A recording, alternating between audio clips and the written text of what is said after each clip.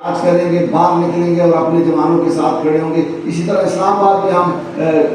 F9 park سے F10 مرکز کے سامنے جو گیٹ ہے وہاں سے ایک ریلی نکالیں گے، پوری تاجر برادری اسلام آباد کی راولپنڈی کی ساتھ ہوگی اور ہم ڈی چوک تک آئیں گے اور انشاءاللہ ہم یہ بتائیں گے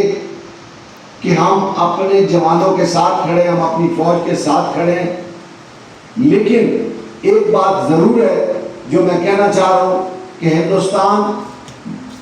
اس بات کو سمجھ لے، نہ نقصان اپنا کرے نہ کسی اور کا ہونے دے، ورنہ اس کو پتہ ہونا چاہیے کہ یہاں لالچ جان بھی ہیں، محفوظ بھی ہیں، شبیر بھی ہیں، عزیز بھٹی بھی ہیں، کرنل گلشیر بھی ہیں،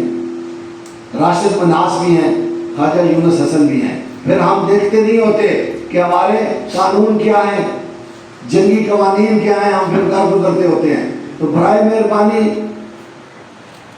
معافی مانگ لے ہندوستان، جس طرح اس نے سفید جھنڈے لگائے ہیں، لیکن یہ بھی اس کی ایک چاپ تھی۔ کل سے کہا جا رہا تھا کہ سفید جھنڈے لگے ہیں اور وہ جنگ ختم ہے اور وہ معافی مانگنا چاہتا ہے، لیکن ایسا نہیں ہے۔ یہ پیچھے دنیا ہے، یہ جو اسرائیل کے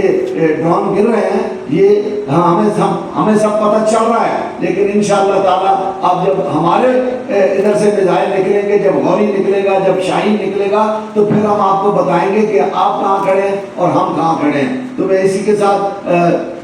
یہی کہوں گا، میرے فوجی جوان جرأتوں کے نشان، میرے فوجی جوان جرأتوں کے نشان، میرے اہل قلم عظمتوں کی زبان، میرے اہل قلم عظمتوں کی زبان، میرا ایک ایک سپاہی ہے خیبر شکن، چاند میری زمین، پھول میرا وطن، پاکستان ہمیشہ زندہ باد۔